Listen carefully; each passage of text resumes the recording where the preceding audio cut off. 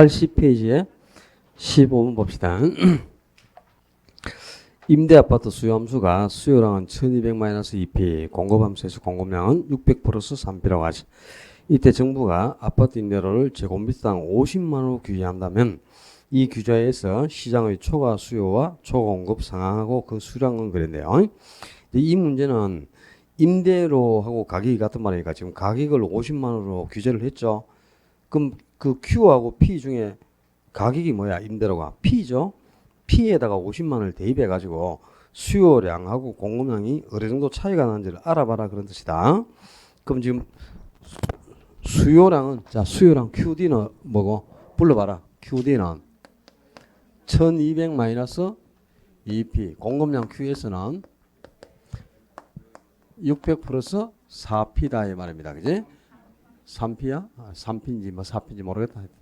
근데 이 P가 임대료니까 P에다가 이제 50만원을 대입하는 거죠. 여기 50만원 대입하면 수요량은 얼마냐? 1200-100이니까 수요량은 1100이 나왔죠?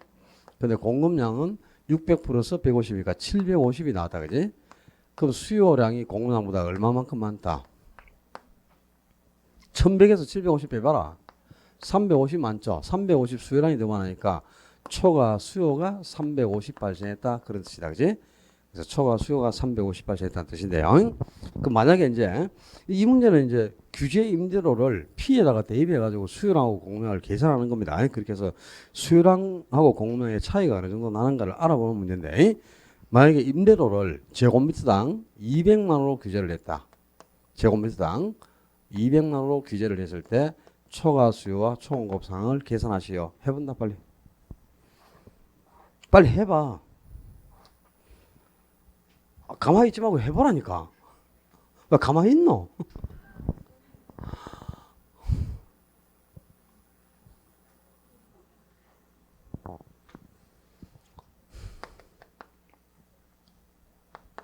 수요량은 800이 되겠죠. P에다가 200 대입하면 1200-400이니까 수요량은 800이고 공급량에다가 200 P에다가 200 대입하면 뭐라고? 1200이다. 그지? 그럼 공급량이 수요량보다 400 많죠. 그럼 이때는 초과 공급이 400 발생한다 이렇게 되겠죠. 그죠? 그랬다면 그 길로 재수합니다. 이때는 초공급이 400 발생한다 그러면 안 되고 아무런 변화가 없다. 이게 답이 되는데요. 이 문제는 임대료 규제 정책에서 응용한 문제라. 이 임대료 규제 정책에서 응용한 문제인데 자 우리 임대료 규제 정책에서 임대료를 규제할 때 시장 임대료보다 규제 임대료가 낮게 책정되면은 당연히 큰 폭으로 수요가 증가해서 초과 수요가 발생하죠. 근데 규제 임대료가 시장 임대료보다 더 높을 때는 아무 변화가 없잖아요. 그죠? 그러니까 수요량이 더 크게 나타나면 그 차이만큼 초과 수요가 발생한다. 그러면 맞습니다. 이거는 이제 규제 임대료가 시장 임대료가 낮게 책정됐다는 뜻이라. 근데 공급량이 수요량보다 더 많을 때는 규제 임대료가 더 높게 책정됐다는 뜻입니다. 시장 임대료보다. 그러면 아무 변화가 없잖아요. 원래. 그지? 규제 임대료가 더 높게 책정될 때는 아무런 변화가 없다 그랬잖아. 주택시장에는. 그러니까 답이 아무 변화가 없다 그래야지. 초과 공급이 얼마 생긴다. 그러면 큰일 나요. 왜 그러냐니까. 자, 지금 시장 임대료를 한번 계산해 볼까? 수요량은 1200-2P, 공급량은 600 플러스 3P죠. 그 요 두 개가 일치할 때 발생하는 임대료가 시장의 균형 임대료 아닙니까? 그지? 그렇죠? 균형이 바로 수요량과 공급량이 일치하는 거니까. 그럼 수요량은 1200-2P, 공급량은 600 플러스 3P인데 두 개가 일치하는 게 균형이니까 균형을 만들어. 그렇게 해서 부호는 부호끼리, 숫자는 숫자끼리 모으는데 부호가 음수를 달고 있으면 안 되잖아. 그지? 양수로 바꿔야죠. 그럼 숫자는 숫자 쪽으로 이전하면서 다른 부호가 되니까 1200에서 600을 빼면 600이죠. 600이 2P가 이전하면서 플러스로 바뀌었으니까 5P가 됐잖아. 그지? 그럼 P가 얼마고? 120이라. 요 120, 제곱미터당 120만 원이 시장의 균형 임대료다 이 말입니다. 그럼 지금 시장 임대료가 120인데 임대료를 제곱미터당 아까 50만 원 규제한 경우는 시장 임대료보다 더 낮게 규제가 됐지.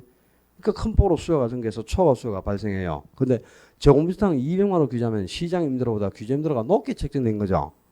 그렇잖아. 그죠? 그럼 아무 변화가 없는 거야. 에? 그러니까 항상 이 문제는 이 임대료를 얼마씩 규제했을 때 초과 수요와 초공급 상황을 계산하라 그러면 규제 임대료를 P에다가 대입합니다.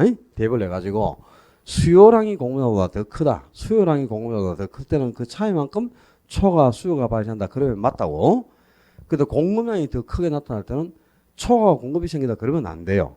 이거는 규제 임대료가 더 높게 책정되다 뜻이니까 아무런 변화가 없다. 요게 답이 된다 이 말이다. 알았죠? 이거 구분하고 있어야 돼. 아주 별것도 아닌 문제 가지고 이런 거 나왔는데 틀리면 초지비리인데 16번, 17번, 18번 다 똑같은 유형인데요. 뭐 한 개 정도만 풀면은 어려운 거 해결이 안 되겠나. 18번을 보자. 어떤 부동산에 대한 수요 및 공급 함수가 수요량은 1200-P, 공급량은 2P입니다. 근데 소득 증가로 수요 함수가 수요량이 1500-P로 변했어.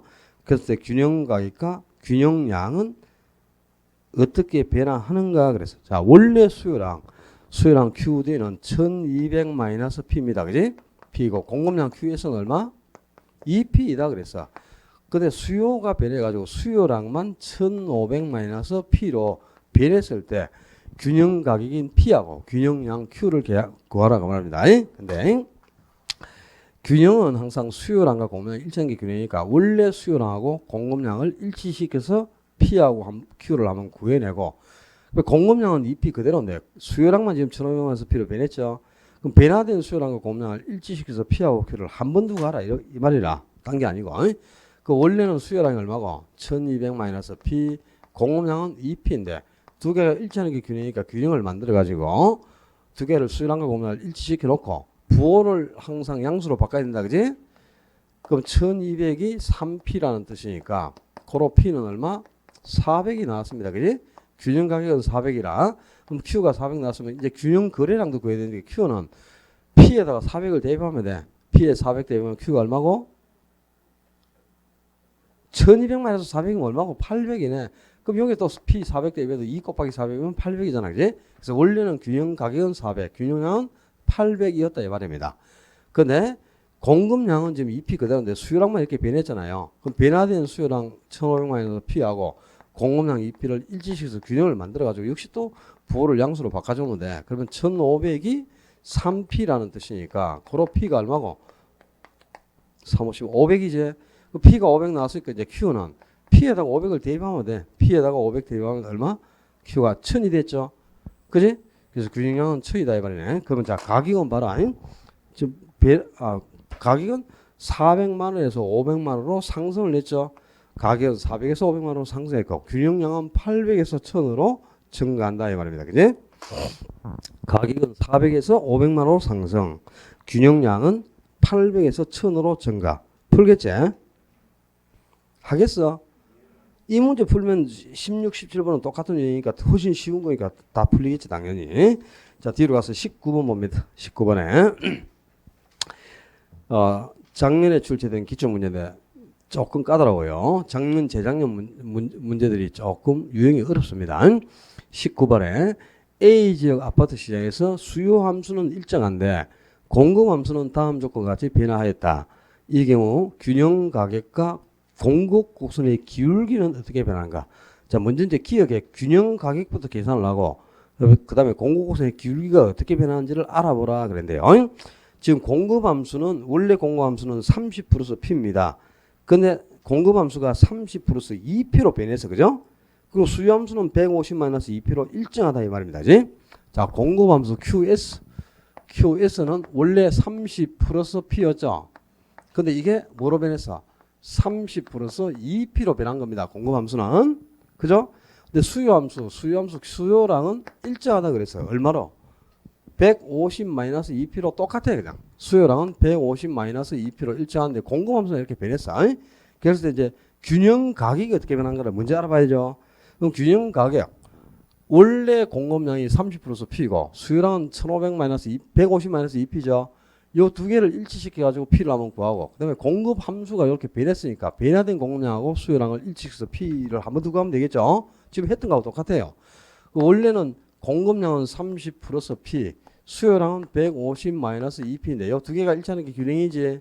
균형을 만들어 가지고 부호는 부호끼리 숫자는 숫자끼리 모아야 돼. 근데 부호가 의미부를 달고 있으면 안 되지. 그럼 이걸 항상 양수로 바꿔줘야 돼. 이전을 시켜야 되고 부호가 이전하면 또 숫자는 숫자가 있는 쪽으로 이전하면서 반대부호로 바뀌는 거다. 그지?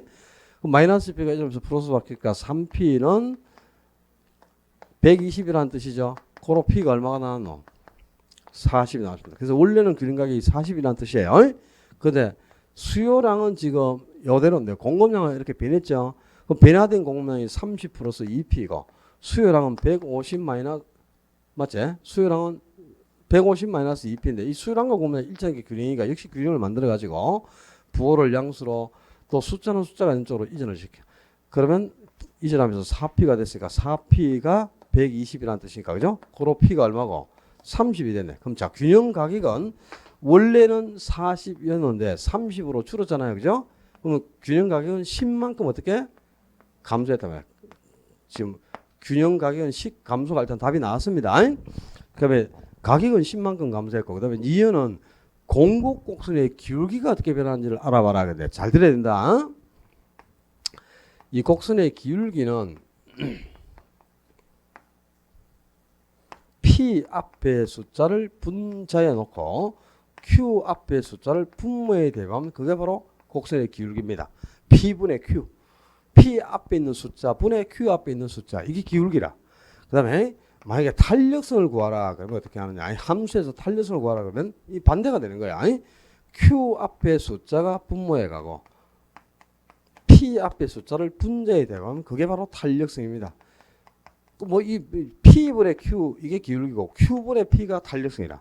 근데 요 탄력성 몰라도 상관없어요. 기울기만 알면 되잖아 지금 그지?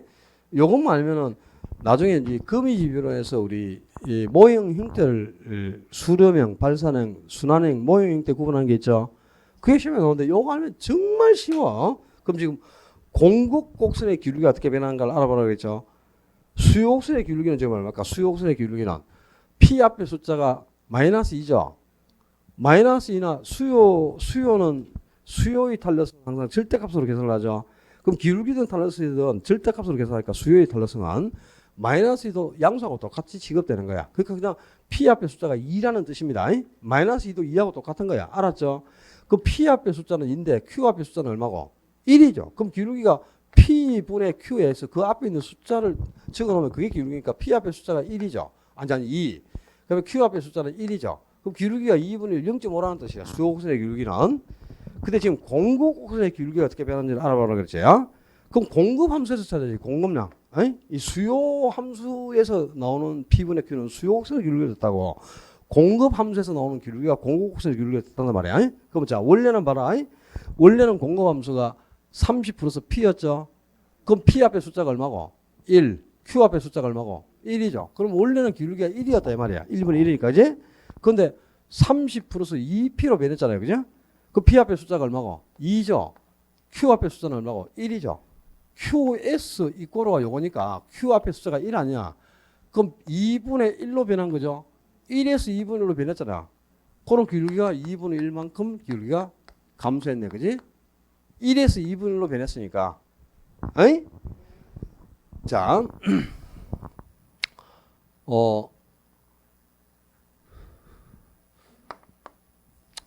공급이 나왔으니까 공급 곡선의 기울기를 한 개 더 계산해 보자. 예를 들어서 이게 공급량 EQS가 30 플러스 4P다 이렇게 나왔어. 그럼 기울기가 어떻게? P 앞에 있는 숫자가 뭐? P분의 Q가 기울기라고 했지. 근데 P 앞에 숫자가 분모에 Q 앞에 숫자가 분자에 간다고 그지? 그럼 P 앞에 숫자는 얼마고? 4죠. Q 앞에 있는 숫자는 2죠. 그럼 4분의 2니까 이건 2분의 1이죠. 공급곡선의 기울기가 2분의 1이다 이 말이야. 알았죠? 바로 이 P 앞에 있는 숫자를 분모에 Q 앞에 있는 숫자를 분자에 대면 그게 기울기입니다. 쉽지? 요거만 알면 이게 아주 쉬운 문제라 이건. 뭐 이걸 몰라갖고 이런 거 틀리는 거 말이 안 되겠지 이제. 자, P 앞에 있는 숫자를 분모에 Q 앞에 있는 숫자를 따서 분자에 대면 그게 바로 곡선의 기울기를 의미합니다. 그럼 자,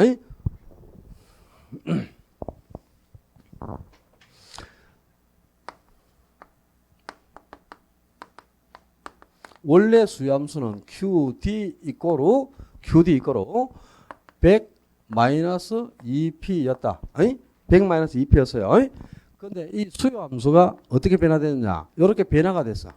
변화가 됐는데 QD 이꼬르 100 마이너스 P로 변화였다 이 말입니다. 그랬을 때 수요 곡선의 기울기는 어떻게 변하느냐? 수요곡선의 기울기가 어떻게 변하는지 알아봐라. 그러면 원래는 P 앞에 숫자가 얼마고? 2.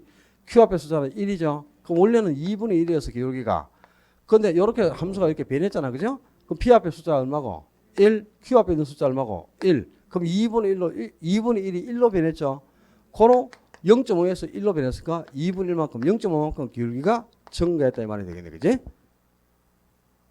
2분의 1 증가했잖아. 지금 2분의 1이 1로 변했으니까 2분의 1 두 개가 1 아닙니까? 그러니까 2분의 1만큼 곡선의 기울기가 증가했다 이 말이에요. 그죠? 어떻게 하는지 알겠나 이제? 이 나한테 못 풀. 나중에 오늘 또 한다. 다음 좀 지나면 금이집이나 가면 또 나오니까 그때 가서 요 알아둬라. P분의 Q가 기울기다. 알았죠? 20번 다음 조건에서 A 지역 아파트 시장이 T 시점에서 T 플러스 1 시점으로 변할 때 균형 가격과 균형량의 변화는 그랬어요. 지금 공급함수는 2P라 공급량이. 근데 수요함수는 T 시점에서는 900-P고 T 플러스 1 시점에서는 1500-P로 변했잖아. 그지? 그럼 공급량 Q에서는 얼마고 원래? 2P입니다. 근데 수요량 QD가 원래 900 뭐? P에서 어떻게? QD가 1500 P로 변했다 그랬지? 그랬을 때 균형가격과 균형량이 어떻게 변하죠? 그 원래 고급량은 2P, 수요량은 900 P니까 요 두 개를 일치시켜하고 Q하고 P를 한번 구해야 되고 또 공급량은 2P 그대로인데 T 플러스 1 시점에서 수요량이 1500 P로 변했잖아요. 그 변화된 수요량과 공급량을 일치시켜서 P하고 Q를 한 번 더 구하라는 거잖아. 그지? 요거하고 똑같은 문제잖아. 아까 이거하고. 그지? 그럼 자, 공급량은 2P, 수요량은 900 P. 요 두 개가 일치하게 균형이니까 균형을 만들어 가지고 부호를 양수로 바꾸면 3P가 900이라는 뜻이다. 고로 P가 얼마고? 300이 나왔다. P는 그지? 원래 균형 가격은 300이에요. 균형 가격은. 그럼 균형 가격이 나왔으니까 Q는 얼마고? 여기다 300 대입하면 되잖아. 그럼 Q가 얼마고? 600. 여기에 300 대입해도 600이네. 그래서 균형량은 원래 600이었다 이 말이라. 근데 지금 수요량은 이렇게 변했는데 공급량은 2P 그대로잖아요. 그럼 공급량과 변화된 수요량이 1500 P니까 이걸 일치해서 또 균형을 만들어 가지고 부호만 양수로 바꿔주면 3P가 1500이라는 뜻 아닙니까? 그럼 P가 얼마로 변했노? 500. 그럼 P가 500 나왔으니까 Q는 얼마? 500을 대입하면 되지, 여기다, 그지? 그러면 1000이네, 그지?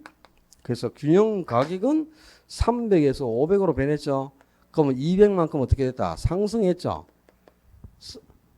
상승분, 이걸 찾아, 그 말 아이가? 200 상승했잖아, 그지? 그리고 양은 600에서 1000으로 변했죠. 그럼 양은 400만큼 증가했네. 그지? 가격은 200 상승했고 양은 400 증가한다. 그 말이네. 그지? 하겠지? 자, 균형점의 이동이었어요. 균형점의 이동이었고 이제 3장의 탄력수로 가서 요 이제 다 치워도 상관없죠? 다 이해했죠? 그지? 이거 뭐 한 번 딱 들으면 그냥 바로 머리에 딱 꽂히잖아. 그지? 아니야? P분의 Q P 앞에 있는 숫자가 분모, Q 앞에 있는 숫자를 분자해 넣으면 P분의 Q가 뭘 의미한다고? 기울기. 반대로 Q분의 P는 이제 달렸으니 달렸음까지 뭐 알 필요 없죠. 한 개만 알면 되니까, 그지? 기울기가 P분의 Q 숫자를 대입한 게 기울기다. 알아둬요. 자, 탄력수. 탄력성은 이제 수요의 가격 탄력성. 수요의 가격 탄력성은 가격이 변화할 때 수요량이 얼마나 변하느냐 이걸 측정하는 거죠. 그러니까 가격이 변할 때 수요량이 얼마나 변한가를 측정하니까 이거는 양의 변화를 측정하는 거지 성질의 변화를 측정하는 게 아니잖아. 그지? 그러니까 탄력성은 정량적 지표입니다. 양의 변화를 측정하는 정량적 지표고 분모가 가격 변화율, 분자가 수요량의 변화율이다. 이 분모 분자가 바뀌는 순간 큰일 나는 겁니다. 항상 수요의 탄력성은 가격 탄력성만 있는 게 아니고 수요의 가격 탄력성, 또 수요의 소득 탄력성, 수요의 교차 탄력성 여러 가지가 있잖아. 그죠? 근데 수요의 소득 탄력성도 마찬가지, 또 교차 탄력성도 마찬가지. 수요의 탄력성은 전부 분자의 수요량의 변화를 위치하고 있습니다. 수요량의 변화율이 분자에 있다는 걸 알아야 돼. 분모 분자가 바뀌면 안 돼요. 그다음에 가격하고 수요량은 어떤 관계? 반비례. 그럼 가격이 상승하면 수요량이 감소할 것이고 가격이 하락하면 수요량은 증가하겠죠.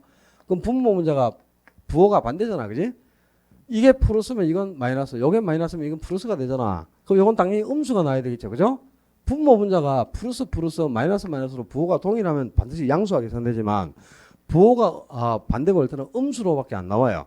그래서 가격탈락성은 항상 수요와 그 수요는 저 가격과 수량이 반비례하니까 탄력성을 계산하면 음수로만 나올 수밖에 없으니까 가격 탄력성을 계산하면 항상 절대값으로 계산한다 그랬지. 수요의 가격 탄력성만 절대값으로 계산합니다. 절대값으로 구하니까 항상 가격 탄력성은 양수만 나오지 음수는 나올 수 없다 이 말입니다. 그죠? 그다음에 가격 탄력성은 0부터 무한대까지 5개 값을 가지는데 탄력성이 무한대일 때를 뭐라고? 완전 탄력적. 탄력성이 0이 될 때를 완전 비탄력. 탄력성이 1이 되는 경우를 단위 탄력. 탄력성이 1보다 큰 경우를 탄력, 1보다 적은 경우를 비탄력이라 한다 이 말이에요. 그지? 그럼 완전 탄력적인 경우는 탄력성이 무한대니까 이 가격이 조금만 변해도 수요량은 무한대까지 무궁무진하게 변해버린다는 뜻이죠. 수요량이 무한대까지 무한히 변하는 경우가 완전 탄력. 완전 비탄력 경우는 탄력성이 0이니까죠. 이 가격을 아무리 변화시켜도 수요량이 전혀 변화가 없다는 뜻이지.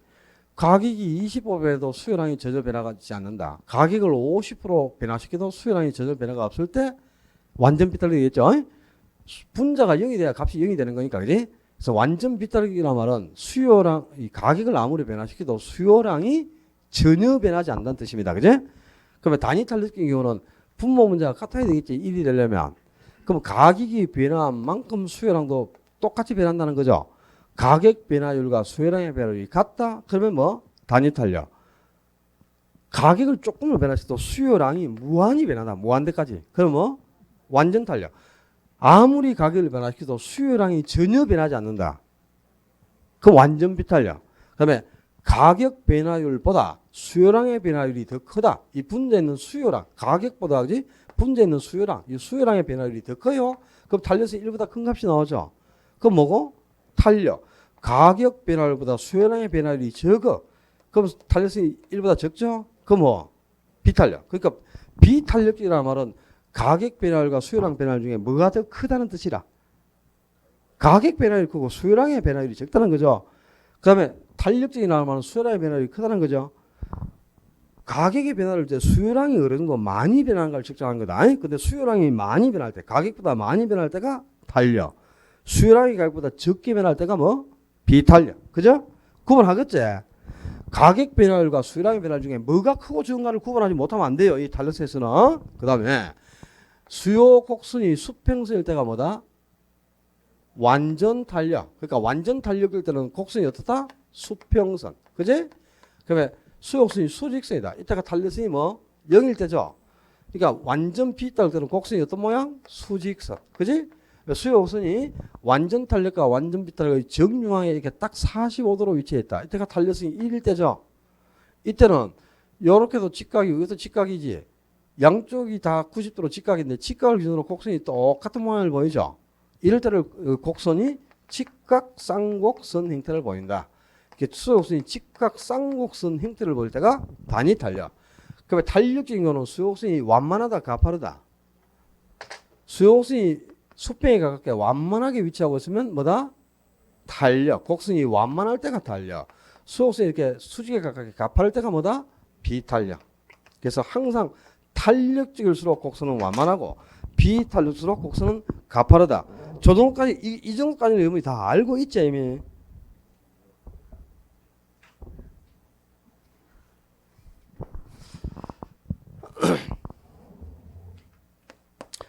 이 탄력성의 크기를 먼저 딱 정리하고 있어야 된다. 탄력성의 크기와 특성을 딱 먼저 정리를 하고, 그다음에 두 번째,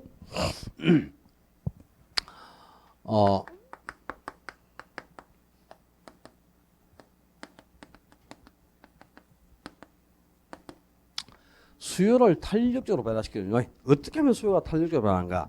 상당히 많죠. 전부 다 정리를 안 하면 안 돼요. 다 정리를 한 상태에서 딱 문제를 풀어야지. 자, 첫째, 대체제는 많아야 돼, 작아야 돼?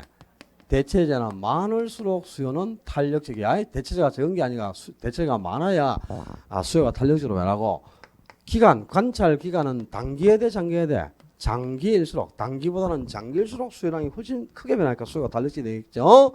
그리고 규제는 완화될수록 수요가 탄력적이다. 용도는 다양하고 용도 전환이 쉬울수록 수요가 탄력적이다. 주거용과 상공업용 중에는 뭐가 더 탄력? 주거용이 상업용 공업보다 더 수요가 탄력이다.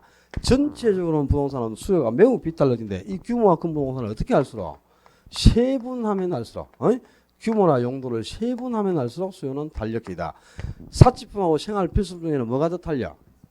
사치품일수록 수요가 더 탄력적입니다. 생활 필수품이 아니고 사치품. 그러면 고가품이 수요가 더 탄력이다. 이 말하고 같은 거야.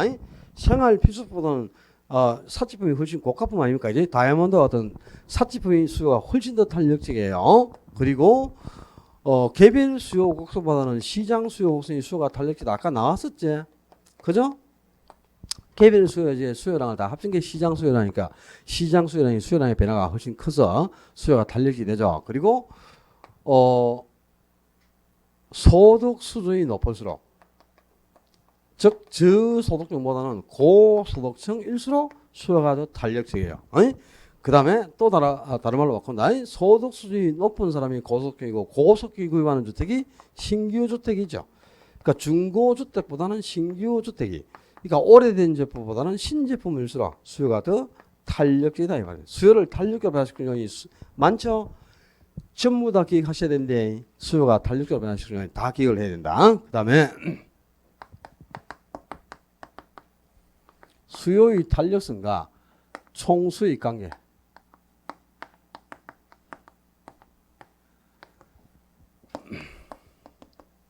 수요의 탄력성이 1보다 클 때가 뭐다?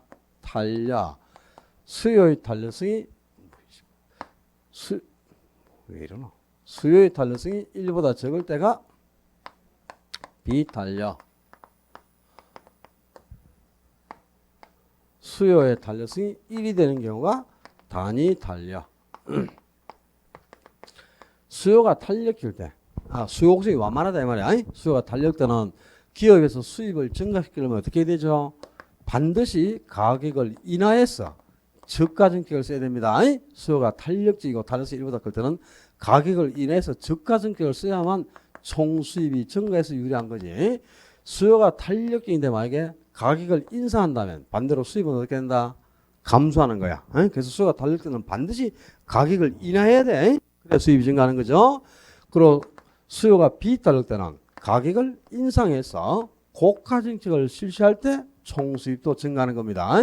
이게 수요가 비탄력인데 가격을 인하한다면 수입은 감소해요. 그리고 수요가 단위 탄력일 때 탄력성이 1일 때는 가격을 인상하든 일하든 간에 수입은 항상 어떻다?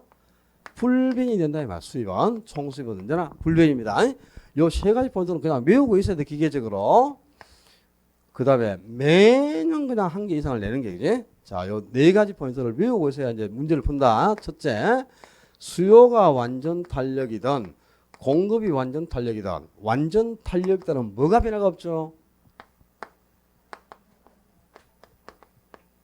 그것도 자신이 없어서 말을 못하나 그냥 입에서 수룩 나올 때가 돼야 되는데. 그래서 수요가 완전 예? 틀려도 상관없어요. 틀리면 또 한 번 더 설명해 주잖아요. 완전 비타기다. 곡선이 수직이죠. 그럼 뭐가 변화가 없다. 그래야 양이 항상 불변이 됩니다. 그리고 가격은 탄력하고 비탄력적 중에 언제 변화폭이 크게 생긴다. 가격은 항상 비탄력, 탄력적일 때가 아니고 비탄력적일수록 변화폭이 크다. 변화폭이 크다는 말은 상승할 때도 크게 상승해버리고 하락할 때도 크게 하락한다는 뜻입니다. 가격은 탄력이 아니고 비탄력적이어야 돼. 곡선이 가파를 때가 오를 때도 크게 오르고 내릴 때도 크게 내립니다. 그리고 거래량은 항상 탄력적이어야 돼요. 탄력적으로 곡선이 수직에 가까울수록 증가할 때도 크게 증가하고 감소할 때도 크게 감소합니다. 그래서 량은 탄력일 때가 변화가 크게 생기지만 가격은 비탄력으로 변화가 큰데요. 이거는 몰라도 상관없어요. 이거는. 답을 요구하는 포인트는 이거야. 이거. 항상 요 위에 세가 특히 가격은 언제 변화가 큰가 여기에서 계속 답을 요구하고 있는데 지금 여러분이 기출문제 풀어보면 알게요. 그래서 탄력성에서는 최소한 그죠? 저 정도까지 이제 가격 탄력성에서는 기초 개념을 정리하고 있어야 되고 그 다음에 수요의 탄력성이 가격 탄력성만 있는 게 아니죠. 뭐 있다 또 수요의 소득 탄력성이 있고 수요의 교차 탄력성이 있잖아. 그지? 수요의 소득 탄력성은 소득이 변화할 때 수요량이 어떻게 변하는가, 이걸 측정해 가지고 어떤 재화가 정상재에 해당하느냐, 열등재에 해당하는가, 중간재에 해당하는가를 알아보는 지표. 이게 소득 탄력성이다. 그지? 정상재는 소득이 증가할 때 수요량이 동시에 증가해 가지고 소득과 수요가 동일방이고, 열등재는 소득이 증가하는데도 불구하고 오히려 수요량은 감소해서 소득과 수요가 반대방이죠. 중간재는 소득이 증가하든 감소하든 간에 수요량이 불변이 되는 재화라 그래서. 그럼 정상재는 소득이 증가할 때 수요량이 증가하니까 이게 전부 플러스 값이란 말이야. 그럼 당연히 탄력성이 0보다 큰 양수가 나오는데, 열등재는 소득이 증가하도 수요량이 감소해 버리잖아. 그지? 그럼 이게 소득이 증가하면 증가하면 플러스지만 수요량이 감소하면 감소분은 마이너스가 되죠. 그럼 분모 문제의 부호가 반드시 반대가 돼. 소득과 수요가 반대만으로 변한 게 열등재니까. 코로 탄력성은 0보다 적은 음수, 마이너스가 나올 수밖에 없는 겁니다. 무조건 소득 탄력성이 음수가 나옵니다. 왜 중간재는 소득이 증가하든 감소하든 수요량의 변화가 안 생기잖아요. 그럼 수요량이 불변이라면 탄력성은 0이 되겠죠. 그지? 무슨 탄력성? 소득 탄력성입니다. 소득 탄력성이 양수다. 그럼 뭐라고? 정상재.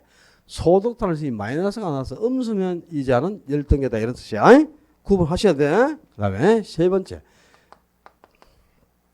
수요의 교차 탄력성. 이제 교차 탄력성은 두 재화의 관계를 보는 거다. 그죠?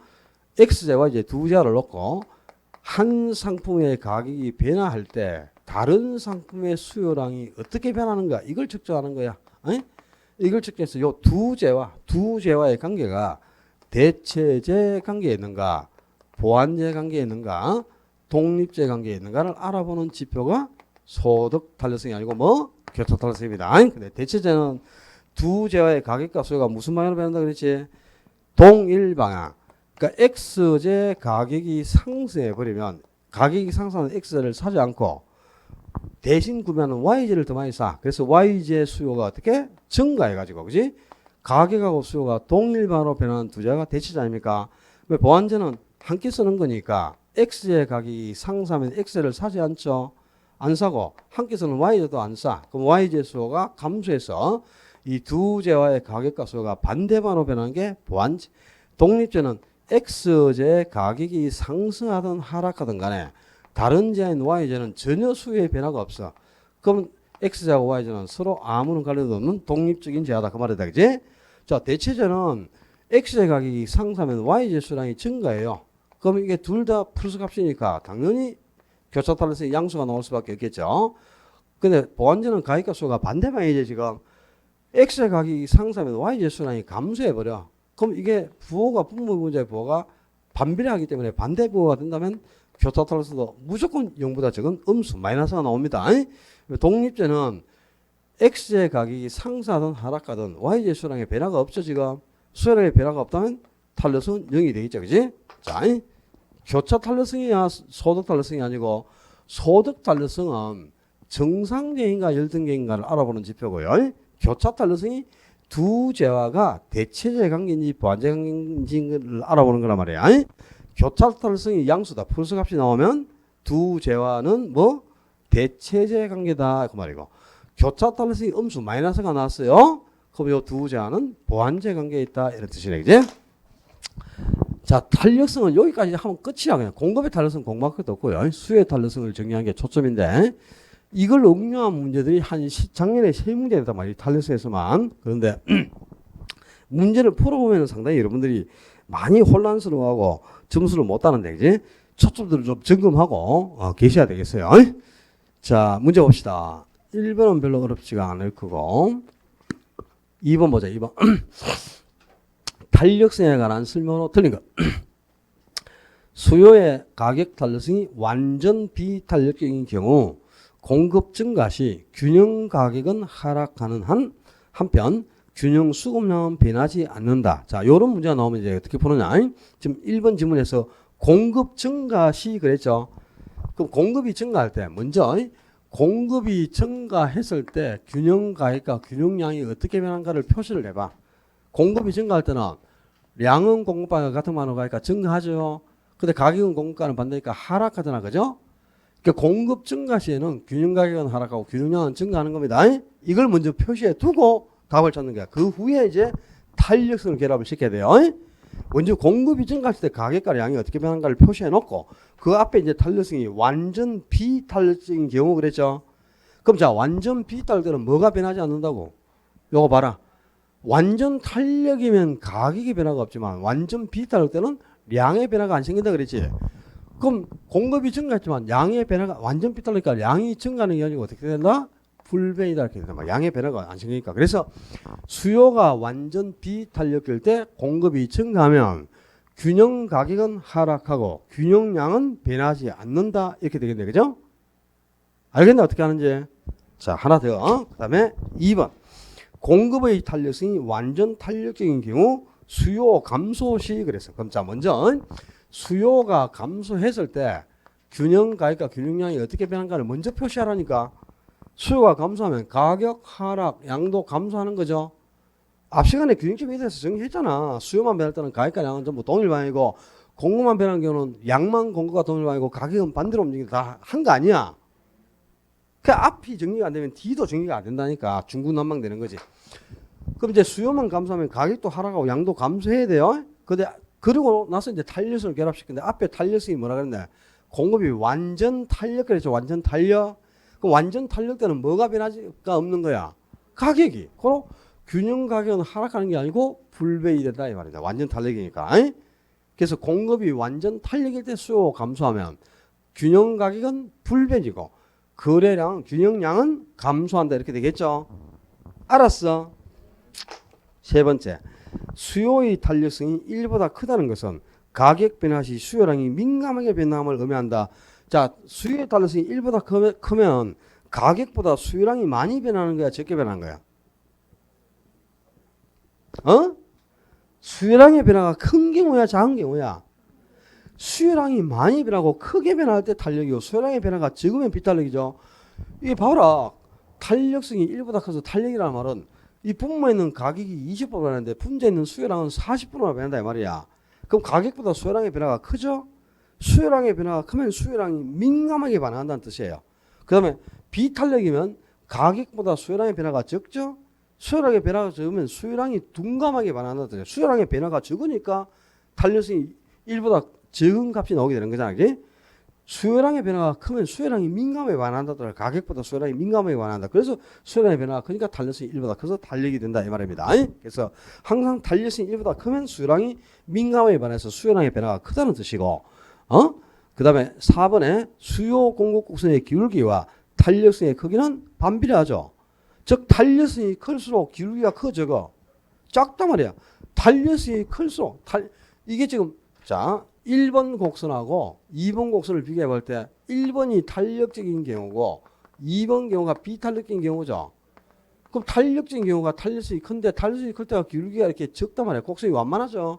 비탄력적인 기울기가 크죠. 비탄력, 탄력성이 적을수록 기울기는 커서 곡선은 가파른 형태가 되는 거고 탄력성이 클수록 기울기는 작고 곡선은 완만한 형태로 변하는 거잖아. 그죠? 그래서 수요 곡선의 기울기와 탄력성은 반비례 관계에 있는 겁니다. 그 다음에 5번 수요 곡선의 기울기가 완만할수록 다른 말로 탄력적 곡선이 완만할 때가 탄력이죠. 그럼 수요가 탄력수록 가격 탄력성은 크다는 뜻이잖아. 그지? 탄력성이 1보다 클 때가 탄력, 1보다 적을 때가 탄력성이 클수록 탄력이고 탄력성이 작을수록 비탄력이지. 그리고 가격 변화 시 수요량이 둔감하게 변화한다. 아니죠. 탄력적일수록 가격이 변할 때 수요량은 민감하게 반응한다는 뜻입니다. 수요량의 변화가 크게 생기는 거니까 수요량이 민감하게 반응해야 수요량의 변화가 큰 거고 그 다음에 수요량이 둔감하게 변동한다는 말은 수요량의 변화가 적다는 뜻이라 아무리 가격을 변화시켜도 수요량이 변하지 않는다는 뜻이죠. 그럼 탄력성이 1보다 적어서 수요는 비탄력이 되는 거다. 비탄력일수록 수요량은 둔감하게 반응하고 탄력일수록 수요량이 민감하게 반응한다. 그런 뜻입니다. 9번 하겠지? 3번 탄력성에 관한 설명으로 틀린 것. A제의 가격과 B제의 수요량이 동일 방향으로 움직이는 경우 수요의 교차 탄력은 0보다 큰 값을 갖는다. 그렇다. 왜 그래? A제의 가격과 B제의 수요량이 동일 방향이다 말은 가격과 수요가 동일 방향이면 두 제한은 무슨 제와? 대체제라는 뜻이지. 봐라. A제의 가격과 B제의 수요량이 동일반으로 변한다. 그럼 두 제는 대체제라는 뜻이라. 대체제는 자, 이 교차 탄력성이 뭐 0보다 큰 양수다 이 말입니다. 그제? 두 번째, 수요 곡선이 수평선인 경우 수요의 가격 탄력성은 0이다. 지랄. 죄송합니다. 지랄. 놀고 있네. 그제? 그것도 아니구나. 수요 곡선이 수평선이면 수요의 탄력성은 무한대다 그래야지. 곡선이 수평선일 때가 어떤 때? 완전 탄력. 그러니까 완전 탄력적일 때가 곡선이 수평선이죠. 수평선일 때는 완전 탄력이니까 곡선이 수평선이면 완전 탄력이니까 탄력성은 뭐다? 무한대가 되는 거고, 수요 곡선이 수직선이다. 수직이면 탄력성이 0일 때죠. 0일 때는 곡선이 수직선이 되는 겁니다. 완전 비탄력이면 탄력성이 0이고 그때는 곡선이 수직, 완전 탄력이면 곡선은 수평선이 되고 탄력성은 무한대가 돼야죠. 그죠?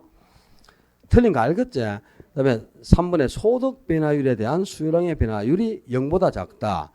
소득 변화율에 대한 수요량의 변화율을 뭐라 그러죠?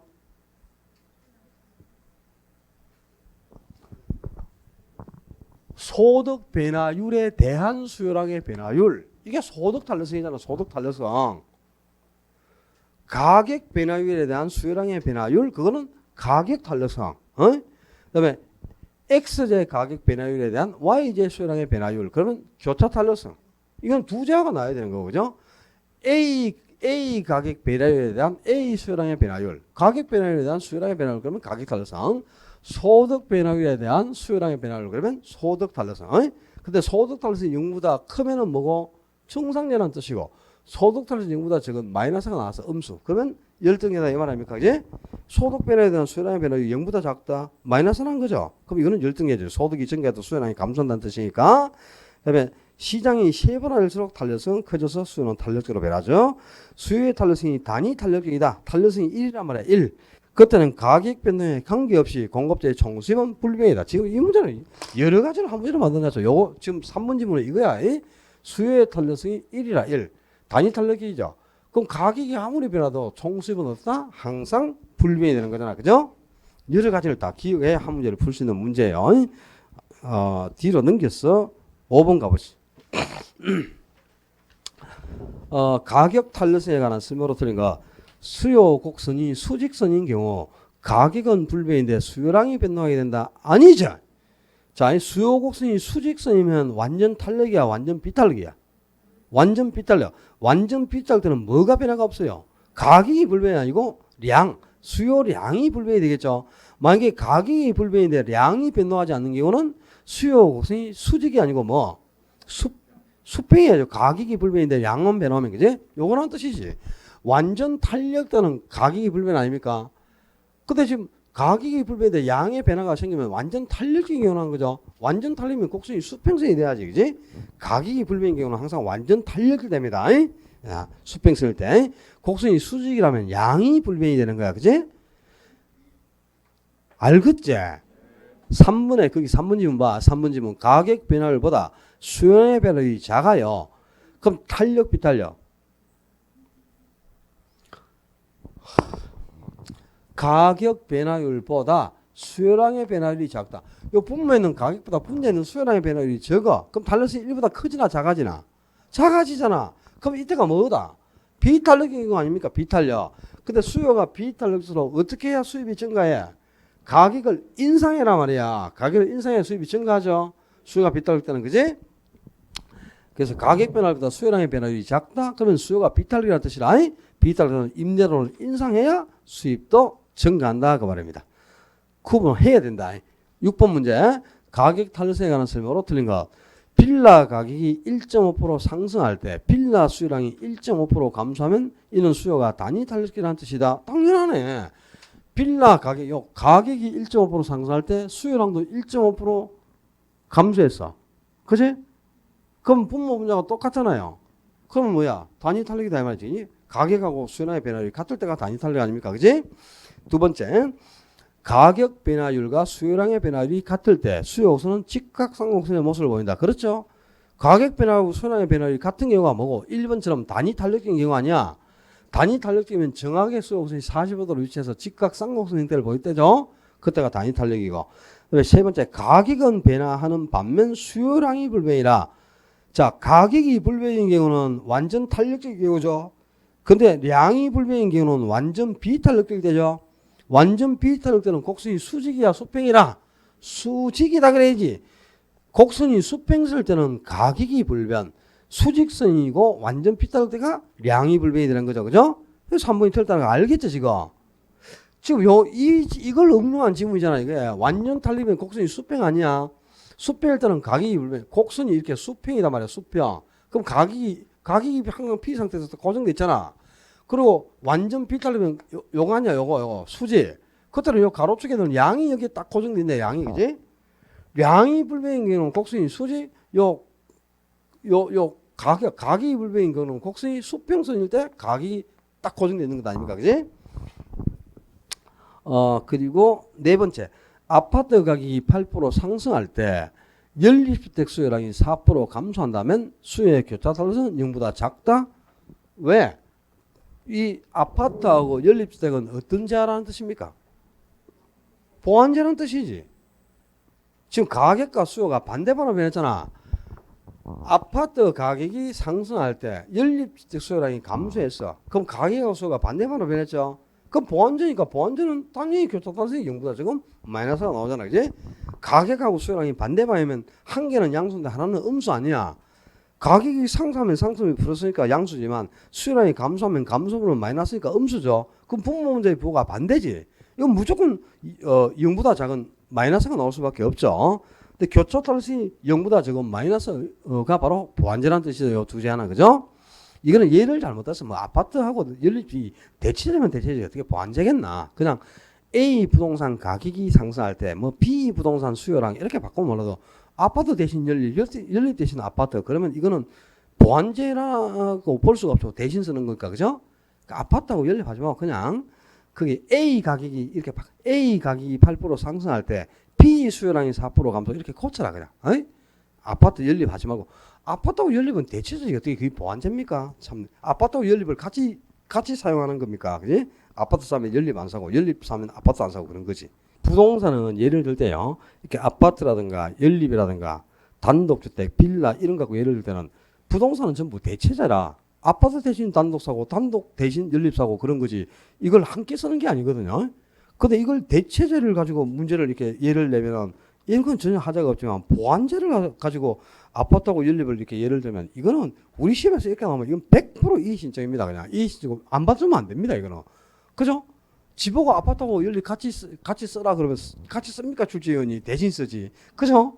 이거는 망구의 진리잖아요. 그러니까 이런 거 시험에 나오면 바로 그냥 우리 뭐 여지 없죠.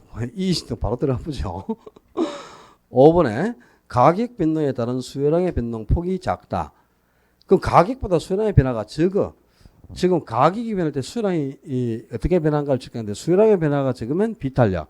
가격보다 수요량의 변동폭이 커야 탄력이 되겠죠. 그럼 적으면 비탄력이다. 그런 뜻 아닙니까? 그죠? 이제 이 정도는 구분을 할 수 있겠지. 할 수 있다고 보고 뭐 믿으면 안 가도 믿고 넘어가야 돼 지금. 자, 7번에 믿음이 안 가요. 어떻게? 7번에 탄력성에 관한 설명으로 틀린 거.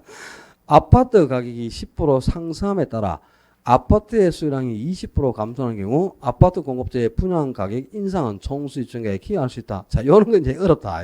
뭔 말인지도 모른다 지금. 머리가 띵하지 읽으면서.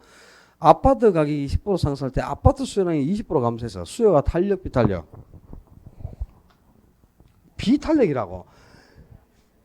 아파트 가격이 10% 상승해.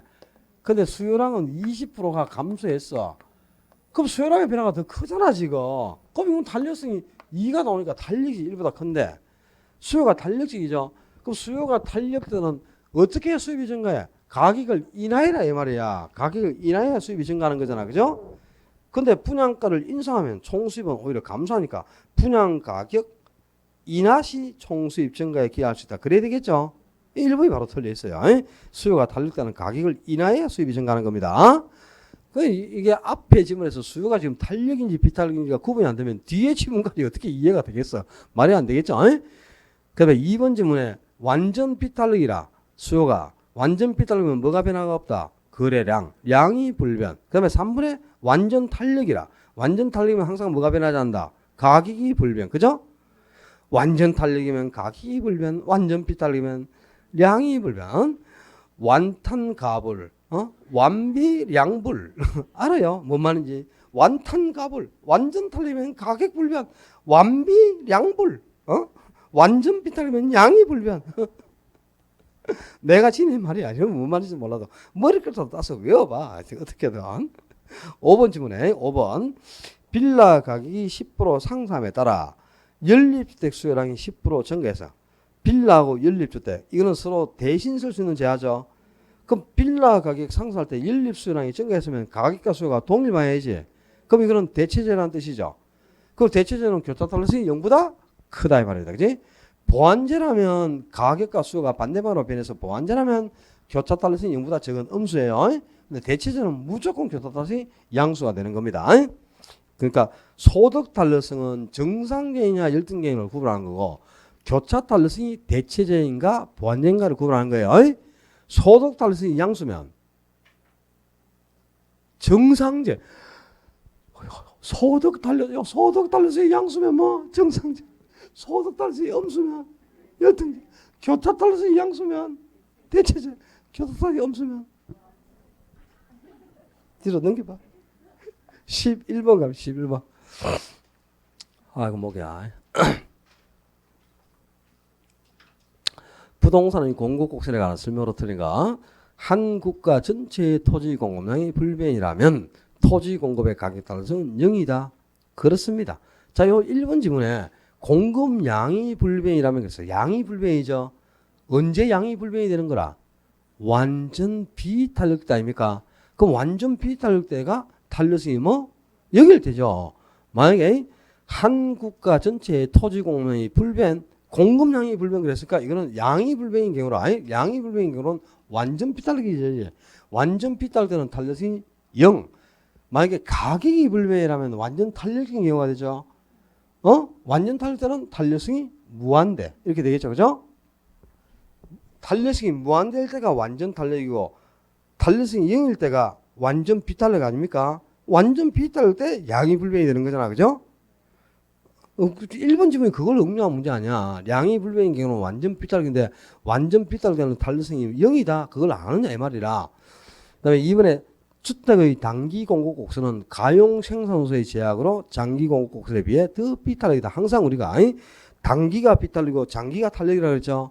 단기에는 공급량을 변화시킬 수가 없어요. 수요도 비탄력이고 공급도 비탄력인데 특히 공급이 비탄력인 거는 가용 생산 요소가 제한되어 있기 때문에 이 가용 생산 요소라는 게 뭘까? 토지지, 토지. 토지라는 생산소를 공급할 수 없기 때문에 생산 요소가 공급이 안 되니까 그걸 이용해서 주택도 공급이 안 되는 거야. 그래서 단계는 공급량이 증가될 수가 없어서 공급량의 변화가 안 생기니까 공급이 매우 비탄력이 되는 거죠. 그리고 세 번째, 수요가 증가하면 공급이 비탄력지수로 균형 가격이 더 크게 상승한다. 그렇다 이 말이다. 이 지문은 항상 나오는 지문인데 이렇게 항상 가격은 비탄력일수록 변화가 크다 그랬거든. 그럼 수요가 증가하면 당연히 가격도 상승하고 양도 증가하는데요. 지금 수요가 증가하면 가격이 상승하는데 이 가격은 공급이 어떨 때? 비탄력일 때. 비탄력일수록 상승하면서 더 크게 상승한다 이 말입니다. 항상 가격은 비탄력일수록 변화가 크다. 그걸 탄력적으로 고치면 큰일 나는 거다. 가격은 언제나 비탄력일수록 변화가 커집니다. 그다음에 네 번째, 토지는 용도의 다양성으로 인해 우하향하는 공급곡선을 가진다. 공급곡선이 우하향하는 경우 있어 없어요? 공급곡선이 어떻게 우하향합니까? 우하향하는 곡선은 수요곡선이야, 수요곡선. 근데 공급곡선은 우상향하는 곡선이죠. 근데 물리적 공급은 불가능하지. 물리적으로는 공급이 불가능하니까 우상향할 수가 없어. 공급량이 증가가 안 되니까. 딱 고정되어 있는 거니까. 그래서 물리적 공급은 수직선이죠. 물리적 공급곡선은. 이거는 부정성 때문이고, 그지? 근데 경제적 공급은 가능하잖아요. 그래서 용도의 다양성의 특성이 있기 때문에 경제적 공급은 양이 계속, 비용을 계속 증가시키면 양도, 공급량도 증가한단 말이야. 그래서 경제적 공급은 이렇게 완만하게 우상향 형태가 되죠. 그게 용도의 다양성이라는 특성이 있기 때문 아니야. 그지? 그래서 토지는 용도의 다양성, 이 용도의 다양성으로 인해 경제적 공급은 공급 곡선은 우상향한다 그래야 됩니다. 뭐 그 용도의 다양성이 아니고 토지는 부정선으로 인해 하고 나오면 어떤 공급 곡선을 가진다? 수직선의 공급 곡선을 가진다. 그렇게 되겠죠. 토지는 부정선으로 인해 공급 곡선이 수직선이 된다. 물리적 공급이 수직선이 되는 거잖아, 그지? 근데 용도의 다양성은 경제적 공급을 가능하게 하는 특성이니까 경제적 공급 곡선이 우상향하는 형태가 되는 거지. 공급 곡선은 우하향하는 곡선이 아닙니다. 우상향하는 곡선이죠, 그죠? 그리고 5번에 개발령이 허가 기준의 강화와 같은 토지용 규제가 엄격해지면, 즉 규제가 강화될수록 공급은 이전보다 더 비탄력. 항상 그렇죠. 자, 봐라. 수요든 공급이든 규제가 완화될수록 수요가 탄력이죠. 자, 수요를 탄력적으로 변화시키는 여기는 다 공급도 탄력적으로 변화시키죠. 그러면 용도가 다양할수록 수요도 탄력이고 공급도 탄력이 되겠죠. 규제가 강화되면 수요도 탄력, 공급도 탄력이겠죠. 기간은 장기일수록 수요도 탄력이고 공급도 탄력이라. 관찰 기간, 측정 기간은 장기일수록 탄력입니다. 수요나 공급이. 근데 이거하고 이제 비교할 내용이 있지. 관찰 기간은 장기일수록 공급도 탄력이고 수요도 탄력이지만 생산에 소요되는 기간, 생산 기간은 짧아야 돼. 생산 기간이 짧을수록 공급이 탄력이라 그랬죠. 그럼 생산 기간이 짧아야 되는데 신규주택은 생산 기간 자체가 길잖아, 그지? 그래서 공급이 비탄력이고 생산 기간이 필요가 없는 중고주택이 공급이 더 탄력이다 그랬네. 그래서 이게 이제 수요하고 공급이 탄력해서 차이점이라. 수요는 신규주택이 탄력이다 그랬잖아, 아까, 그지? 근데 공급은 생산 기간이 짧은 중고주택이 오히려 탄력이다. 이게 이제 수요 공급의 탄력에서 딱 구분할 포인트입니다. 원래 수요를 탄력적으로 변화시키는 여기는 공급도 똑같이 탄력적으로 만들어져요. 그래서 규제가 엄격해지면 수요도 비탄력, 공급도 비탄력이 되는 거죠. 당연히. 11, 12번은 중목주의 문제니까 풀어보시면 돼. 쭉 넘겨가지고 다 나왔던 문제들 똑같이 나오고 그래요. 똑같이 나오니까 그냥 쭉 풀어보시면 되겠고, 뒤에 98페이지까지 13, 14번들도 중목주의 문제네. 16번, 15, 16번은 좀 설명이 필요한데, 아이고. 15번부터 좀 쉬었다 합시다. 좀 15번부터 조금만 쉬었다가 7번은 지우지 말고 그냥 두시고 15번부터 쉬었다 합니다.